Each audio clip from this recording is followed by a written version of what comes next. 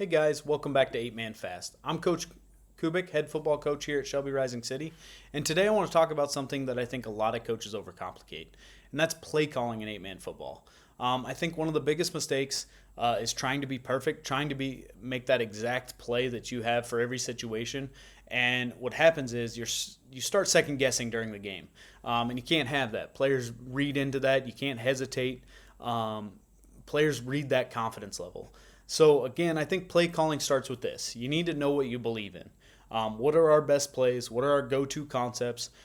Because again, if you don't have that, everything's going to feel random, and players will start to understand that as well. And then they're kind of all at a sorts on the field.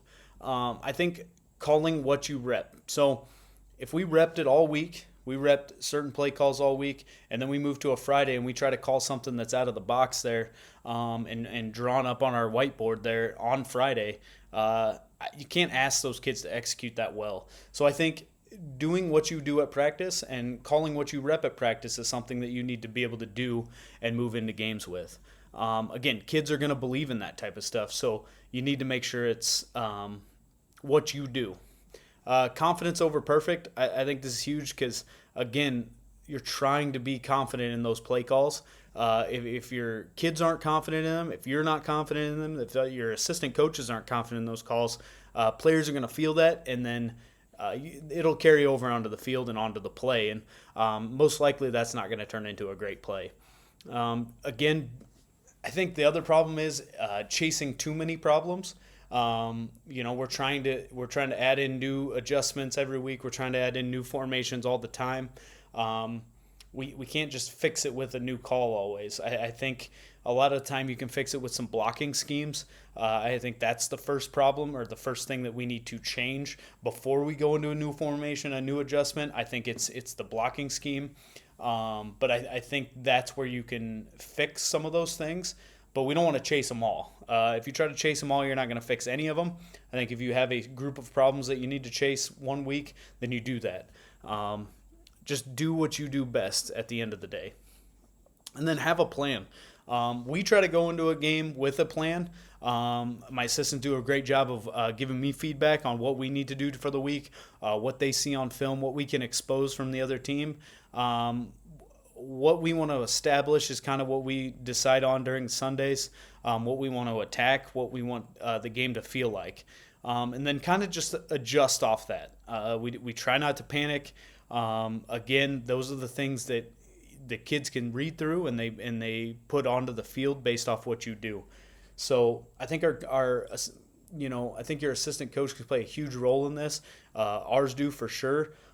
They give me a lot of great ideas and a lot of things that we need to attack and what they see on film. And make sure you have spoken with those assistants so they know what you're also looking for. So again, it's just about being on the same page and having those kids understand what you understand. So understand situation. So again, it's about the situation, down and distance, field position, momentum, and understanding when to stay on schedule, when to take a shot, or just when to have a positive play.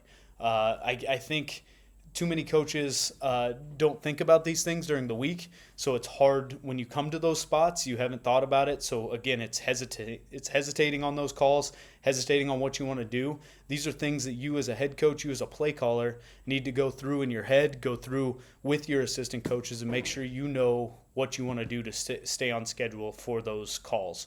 And it'll make the decision making a lot easier on a Friday. You're not second guessing yourself at all. And again, your players matter. What do your players do well? What do they feel confident in? What do they execute at a high level? Because that's what's going to win you a game. At the end of the day, again, I will take a confident play call over one you just installed during the week, because those kids believe in it and they believe that they can execute it at a high level. Because again, players are going to win those games. And again, connect to your philosophy.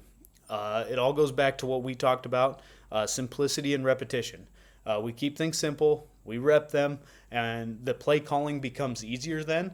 Kids understand it better, and you can trust what you do. So at the end of the day, when it comes to play calling, make sure you have a plan, make sure you know what you're doing, make sure you know what your assistants are telling you, feed through that, and kind of pick out what you need to do.